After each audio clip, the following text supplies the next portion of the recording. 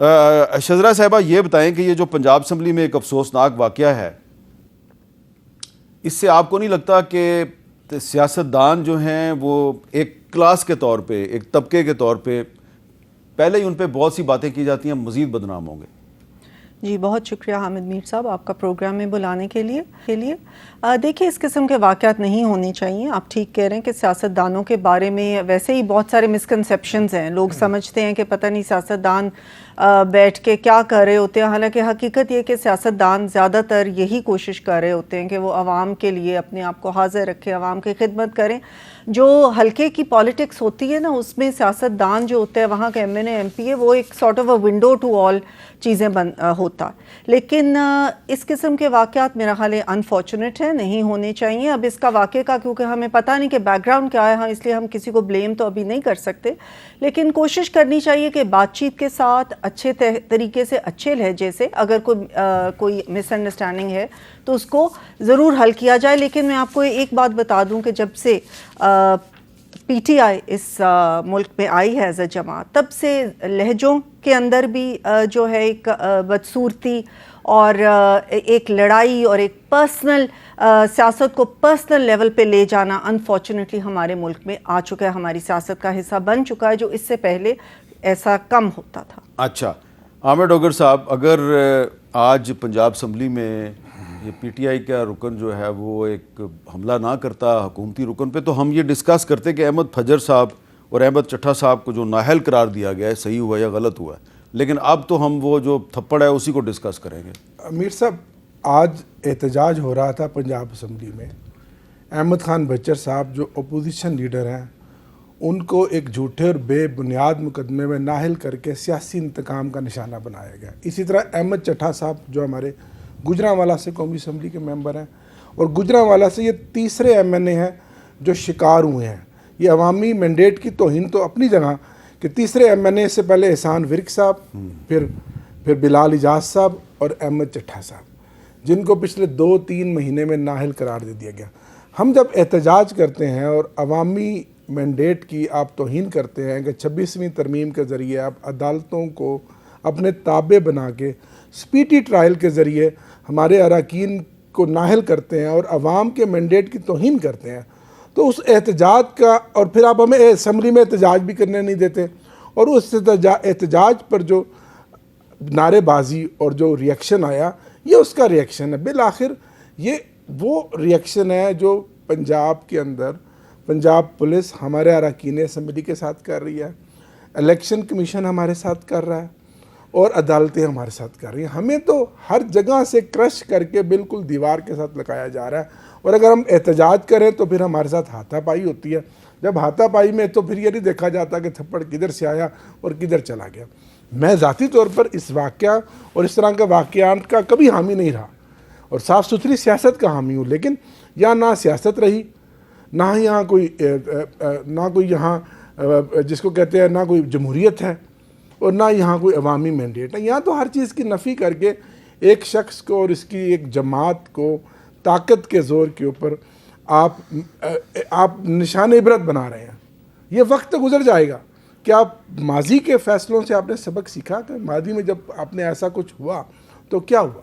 Bill आखिर किरदार ज़िंदा रहा, नज़रिया ज़िंदा रहा, और सब चले गए, और रहे तो वही लोग जो सामने खड़े रहे और डट कर रहे और तारीख़ का वो हिस्सा बन गए। जी मुस्तफ़ा नवाज़ खोखर साहब, अब आपकी जो तहरीक तहफ़्फ़ुज़ आइन है उसने ऑल पार्टीज़ कॉन्फ्रेंस बुलाई है 31 जुलाई को, तो अब ये जो वाक़या हुआ है पंजाब असम्बली में, तो इससे तो आप ये नहीं समझते कि हुकूमत जो है उसका नैरेटिव मजबूत हुआ है कि तहरीक इंसाफ जो है वो वायलेंस पर यकीन रखती है? शुक्रिया मीर साहब, इसमें कोई शक नहीं है कि हमारे सियासी माहौल में बहुत तलखी आ चुकी है, गली महल्लों के लेवल तक लोग पोलराइज हो चुके हैं। लेकिन ये पाकिस्तान में कोई नई बात नहीं है, और ना ही किसी असेंबली के अंदर ये होने वाला पहला वाक़या है। हाँ, आपको याद होगा, मैंने तो पढ़ रखा है, एक रेफरेंस आप जब ये गुफ्तगू कर रहे थे फ़ौरन ज़हन में आया, इंटरनेट पर सर्च किया। 1958 में ढाका में एक प्रोविंशियल असेंबली के इजलास में वहाँ के जो डिप्टी स्पीकर थे शाहिद अली साहब, इजलास चल रहा था और इसी तरह हुकूमत और अपोजिशन की वहाँ पर गर्मा गर्म बहस हुई, बहस लड़ाई में तब्दील हुई, तो एक मेंबर ने पेपर वेट्स जो रखे जाते थे कागज़ के ऊपर, वो उठाकर मारा और वो डिप्टी स्पीकर साहब को लगा और डिप्टी स्पीकर साहब की उस वक्त वफात हो गई। उस वक्त नहीं हुई, वो काफ़ी देर अस्पताल में भी रहे। तो इसकी असेंबलियों के अंदर, और फिर उसके बाद पाबंदी लग गई कि कोई पेपर वेट और कोई इस तरह की शय या कोई बोतल या कोई ग्लास या कोई कप उधर टेबल के ऊपर सामने नहीं पड़ा होना चाहिए।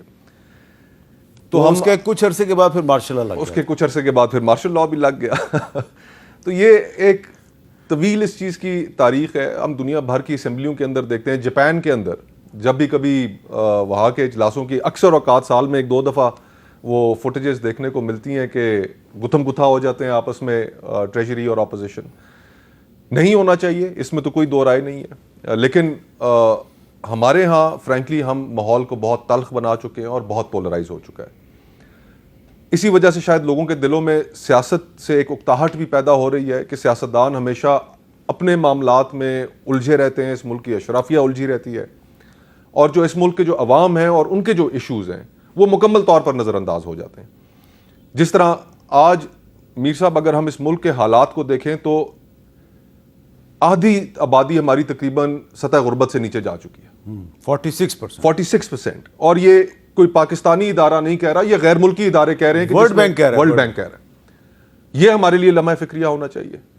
आज पाकिस्तान की जो टैक्सेशन का जो निज़ाम है उसका सारा बोझ तनख्वाहदार तबके ने उठाया हुआ है, लेकिन कोई उनके लिए रिलीफ नहीं है, कोई उनकी बात नहीं है। ज़राअत को तबाह कर दिया गया है, 5 आपकी बड़ी फसलें बहरान का शिकार हो गई हैं, लेकिन किसान की आवाज़ कोई नहीं। खैबर पख्तूनख्वा की आप सूरत हाल देख लें, लाखों लोग बाहर निकल रहे हैं अमन की ख्वाहिश लेकर, जो उनके जायज़ मुतालबात हैं उनके साथ बैठ कर गुफ्तगू करें। बलूचिस्तान में यही सूरत हाल है, लेकिन सियासत कहाँ है? सियासत यही है कि हम आपस में उलझ रहे हैं, लोगों के मसाइल एक तरफ। तो इसीलिए हमने APC भी बुलाई है कि देखें, आज जिस नहज पे हमने इस मुल्क को पहुंचा दिया है, इस मुल्क की सियासत को पहुंचा दिया है, इसके अंदर एक बड़े तस्फिये की भी ज़रूरत है। और अब ये सिर्फ हम नहीं महसूस कर रहे, हर पाकिस्तानी नहीं महसूस कर रहा, जो हुकूमती जमातें हैं उनके अंदर बैठे हुए लोग महसूस कर रहे हैं। मिसाल के तौर पर रजा रबानी साहब का खत आपकी नज़रों से गुजरा होगा, उन्होंने चार्टर ऑफ डेमोक्रेसी 2 की बात की। यही बात ऑपोजिशन भी करती है। अब आप यही बात हर रजा रबानी साहब को आप हुकूमत का हिस्सा समझते हैं? पीपल्स पार्टी का हिस्सा तो है, मैं तो ये कह रहा हूं। आर यू श्योर कि वो पीपल्स पार्टी का हिस्सा है? अभी तक तो है शायद। लेकिन उनका एक बड़ा एहतराम है कौमी सियासत में आइन साजी के हवाले से। तो आप कहें रजा रबानी ने तजवीज़ दी है ना, मैं हुकूमत को बीच में रजा रबानी साहब की तो मैं आपको एग्जांपल दे रहा था कि जमातों के अंदर से भी आवाजें उठ रही हैं। तो अब हर पाकिस्तानी ये चाहता है कि इस मुल्क के अंदर जितना बड़ा झगड़ा पड़ा हुआ है इसका कोई तस्फिया हो,